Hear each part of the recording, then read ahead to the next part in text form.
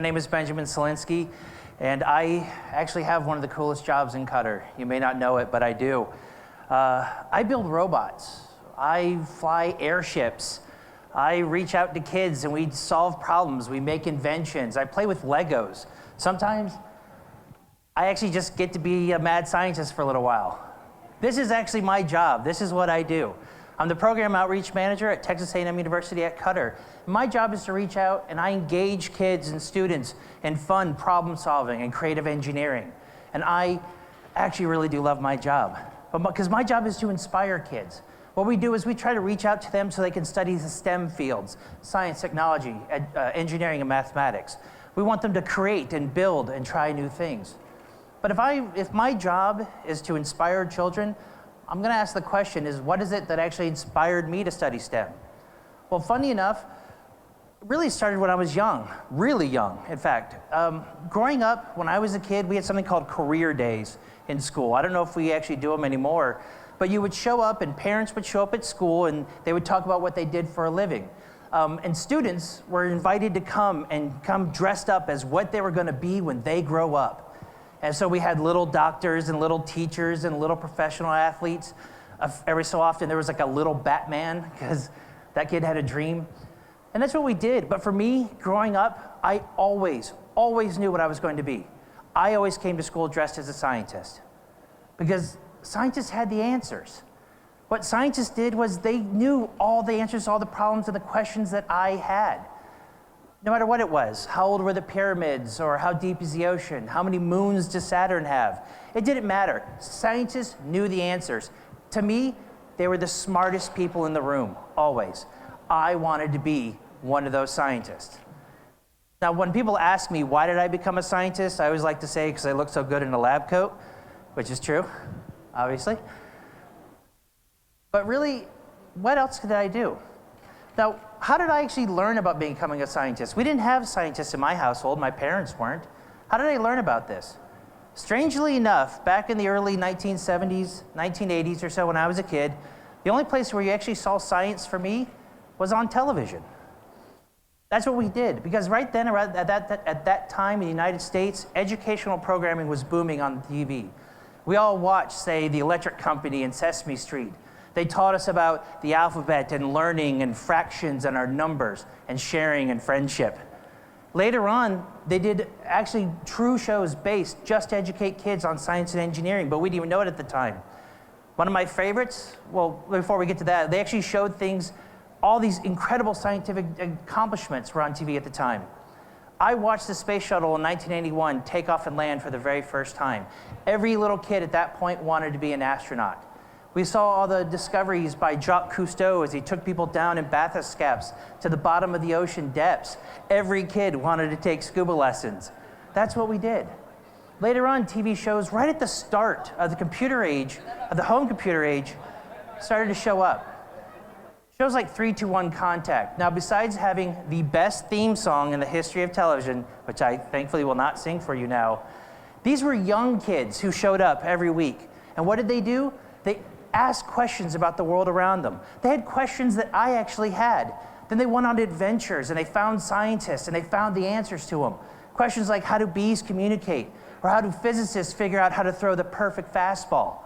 Every week, they had the Bloodhound Gang. Listen to this. Teenagers working as private detectives solving mysteries with what? Science. I wanted to do this so bad. I just wanted to be that group doing this sort of stuff. Later on, we had someone called Mr. Wizards. He would pop into our living rooms every day. This nice, kindly old man would show up, and he would have a young assistant. And he would ask them simple questions about the world that maybe you never thought about. Do you know why a drinking straw works the way it does? Have you ever seen a liquid boil at room temperature? And then they would do experiments. Not in a laboratory or somewhere, but in a kitchen setting. They would do experiments, and they would encourage you to try to do this at home. And I did these experiments. He answered a lot of questions for me, but I built things because of this. I built balloon rocket ships, and I made types of styrofoam, and I crushed soda cans with just air pressure. In fact, I built a series of homemade barometers because every kid needs to know when the next cold front is coming. But these are the people I saw that inspired me, and I loved it. And later on, I became a professional scientist. I became a chemist.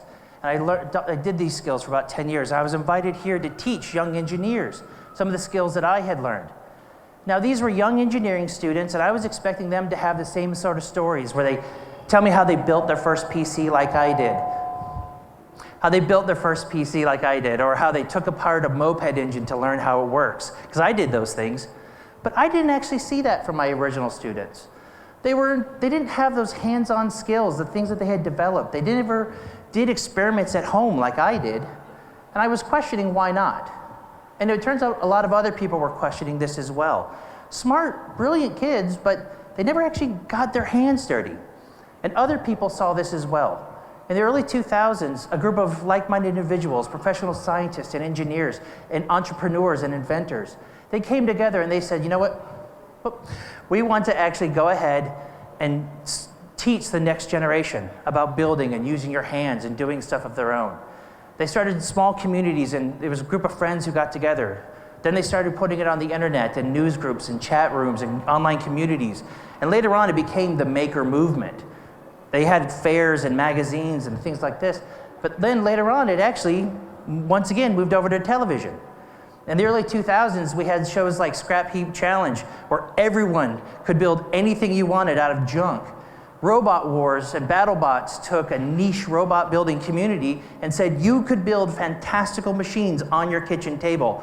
And then, of course, we have the gold standard of Mythbusters, where everyone could look at the world around them, ask questions, and sort of defy preconceived notions with science and experimentation. And I love this stuff. But later on, actually, this morphed into actually the YouTube and the social media channels that we see nowadays. Channels like Physics Girl, Numberphile, Smarter Every Day. Hundreds of millions of YouTube channels of these people watch this stuff, and they learn new ideas, new thoughts, simple engineering experiments that, once again, you can do at home. If y'all don't believe me, or if you've never seen these particular ones, ask your kids or your little brothers and sisters if they ever watched a YouTube video about making slime. Because I guarantee you they have. We're talking, yeah, I'm seeing heads nod. Hundreds of thousands of these videos with hundreds of millions of views. And really, it's just a chemistry lesson. But the question is does watching these videos or these things, does it actually inspire people to get hands-on? Does it inspire them to actually do something, or are they just being entertained, learning a new skill, and then moving on? Does it actually even matter? Well, it does to me, and it does to a lot of other STEM professionals. So, because what we honestly believe is that you actually need to get your hands dirty. You need to build, you need to be surrounded by it, you need to try to do things by yourself or with others as a community. You need to really get into the dirt and try things. And that's what we do at Texas A&M University at Qatar. We actually go out to the schools and we bring this stuff to them. We have our Science and Engineering Roadshow. Over the past year and a half, we visited over 10,000 kids where we bring my, quote, magic show. It's not magic, it's science and engineering. I always tell my students that. But we bring fun and exciting activities to the students where they get to play and get hands-on with it. We get them right into their face. We bring volunteers up. The kids are entertained and they learn stuff.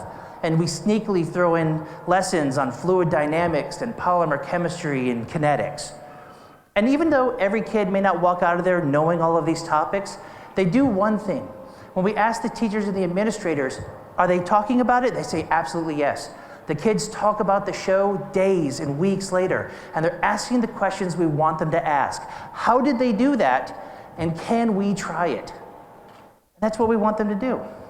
And these are the things that sort of inspire me. We also do other programs at our school. We bring in kids for a week to 2 week long camps where they do creative engineering to solve real world problems. Just recently, we had a camp where kids came in for a few days and they built model hovercraft. But the whole time they learned about engineering cost and thrust and radio controls and 3D printing and design and testing. It was brilliant, and they built these little tiny hovercrafts that could skip along the water in the pond of our classrooms. But on the last day, we took these 30 kids and we gave them a brand new challenge. We said, now build us a full-size hovercraft. Build us a hovercraft that can carry a member of your team. And then we stepped back and watched. And you've never seen 30 kids who just get that sort of glazed stare at first, and then they go, yeah, we can build this. We've got a little bit of time. We know some things. We know how to use the tools. We can now test our materials. We know what to do. And they did. And within an hour or so, I had about 8 of these crafts zipping all around our building. They had a lot of fun with that one. But it's interesting because this hands-on making, this hands-on building has actually changed how we teach STEM education, not just in Qatar, but around the world. In Qatar, there's actually dedicated STEM schools that are being developed, and some are actually running right now. Almost every school here has STEM education platforms and funding for it. And it's an amazing thing because it's really what we're shooting for.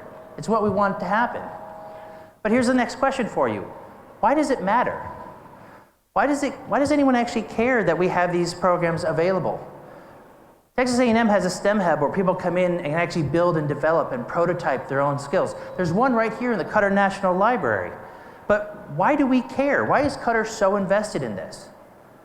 Because in 3 generations, Qatar went from a small desert nomadic country to one of the wealthiest and most influential countries in the world. And with that kind of growth comes problems of its own. Just recently, Qatar reserved vast tracts of land for agricultural use, but standard farming techniques don't work in a desert. Who here is going to develop the new technology to make that farmland arable? Who here is going to develop the new techniques to secure the food and the water of a country for generations to come? And that's what STEM education professionals like me, that's what we're here to do. We're here to inspire the next generation. We're here to try and get them to learn their problem-solving skills, to develop the tools, to be able to use their hands and try and make things of their own. And we think we're doing it, at least we hope so. But it's interesting because this is what inspiration is. But one of the problems with this is that inspiration, it's really not enough. Now that's what I do. I inspire kids. That's what I tell people. That's my job. But really, you need more than that. Inspiration is the spark. Inspiration is just that little spark that you give kids so they can try and do new things. Hopefully what we actually do is we empower kids.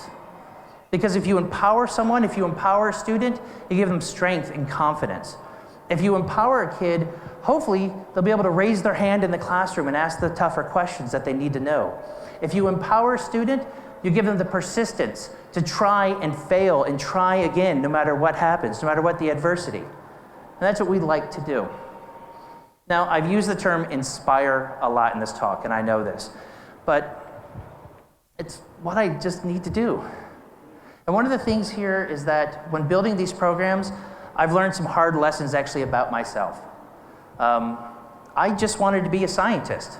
That's all I ever wanted to do. I wanted to be someone who answered the tough questions, who could solve the problems. I wanted to be someone who you could come to and says, yeah, Ben's one of the smart guys in the room. And although it pains me to say this, I'm not the guy who knows all the answers. And unfortunately, no one really is. But I still get to keep trying. I still get to brainstorm and come up with new ideas. In developing these programs and these skills and these roadshows, I get to learn new things. I have had to hit the books again and the forums again. Yes, I have been that kid watching the YouTube videos learning how to make better slime. I promise you I have. That's the fun part about it. I get to keep learning. I get to keep experimenting. And hopefully, at the end of the day, I can still try and be one of the smart people in the rooms. And I hope after today, you're empowered to try the same. Thank you very much.